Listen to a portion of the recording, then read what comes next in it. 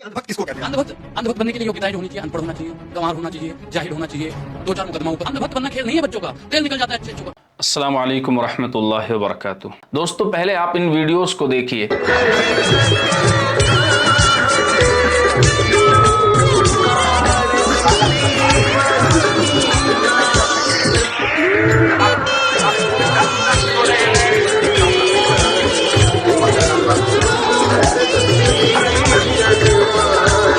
दोस्तों, 22 जनवरी के दिन अयोध्या के राम मंदिर में प्राण प्रतिष्ठा हुई, यानी राम मंदिर का उद्घाटन हुआ, राम मंदिर की ओपनिंग सेरेमनी हुई, जिसमें पूरे हिंदुस्तान से राम भक्तों की एक बहुत बड़ी भीड़ अयोध्या के अंदर जमा हुई और फिर अपने अपने शहरों में राम भक्तों ने राम मंदिर की ओपनिंग के मौके पर खुशी और जश्न मनाया। दोस्तों, खुशी मनाना और जश्न मनाना अच्छी बात है, मगर 22 जनवरी के बाद राम भक्तों की तरफ से, हिंदुत्व दहशतगर्दों की तरफ से पूरे हिंदुस्तान से तशद्दुद के जो वाक़यात सामने आ रहे हैं वो बहुत ही ज़्यादा भयानक हैं कि 22 जनवरी के दिन राम भक्तों ने राम के नाम पर दुकानों को तोड़ा, दुकानों को जलाया, JSR के नारे लगाए, लोगों को मारा और पीटा, इबादत गाहों को नुकसान पहुँचाया, मस्जिदों और चर्चों को नुकसान पहुँचाया और उनके ऊपर भगवा झंडे लहराए।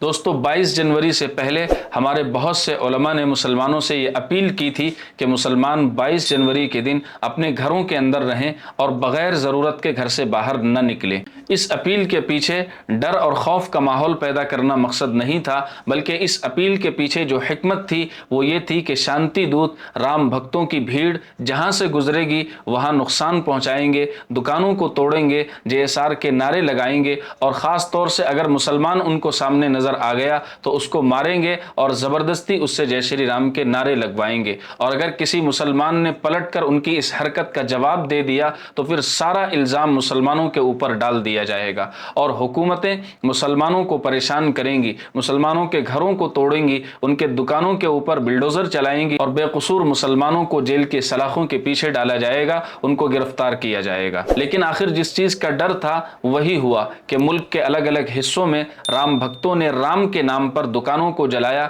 दुकानों के अंदर तोड़ फोड़ मचाई, मस्जिदों के अंदर और चर्चों के ऊपर भगवा झंडे लहराए और लोगों से ज़बरदस्ती जय श्री राम के नारे लगवाए। ना लगाने पर लोगों को मारा और पीटा भी गया, मगर मुसलमानों ने ये सारी चीज़ें बर्दाश्त की।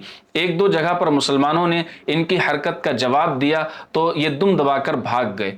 इसी तरह का एक वाक़या मुंबई के मीरा रोड पर पेश आया, जहां हिंदुत्व दहशतगर्दों ने मुसलमानों की दुकानों के अंदर तोड़ फोड़ मचाई और कई मुसलमानों को मारा और पीटा, उनसे ज़बरदस्ती JSR के नारे लगवाए और मुसलमानों के साथ बदतमीज़ी का मामला किया। पलटकर जब मुसलमानों ने इनकी हरकतों का जवाब दिया तो ये वहाँ से दुम दबाकर भागे। मगर हुकूमतों में बैठे हुए लोगों के दिलों के अंदर मुसलमानों की इतनी ज़्यादा नफ़रत है कि वाक़े की तफ्तीश किए बगैर, हालात को जाने बगैर, सही और गलत का फैसला किए बगैर उन्होंने मुसलमानों के घरों को तोड़ना शुरू कर दिया, मुसलमानों की दुकानों के ऊपर बिल्डोज़र चलाना शुरू कर दिया और बेकसूर मुसलमानों की गिरफ्तारियां शुरू हो चुकी हैं। मुंबई के मीरा रोड से बहुत से मुसलमानों को गिरफ्तार किया गया। वहीं दूसरी तरफ महाराष्ट्र के अंदर BJP का एक MLA अपने ट्विटर अकाउंट से खुले तौर पर मुसलमानों को चुन चुन कर मारने की धमकी दे रहा है। इसके खिलाफ ना हुकूमत ने कोई एक्शन लिया, ना ही महाराष्ट्र की पुलिस ने अब तक कोई एक्शन लिया है। दोस्तों, देखते हैं कि आखिर मुसलमानों के ऊपर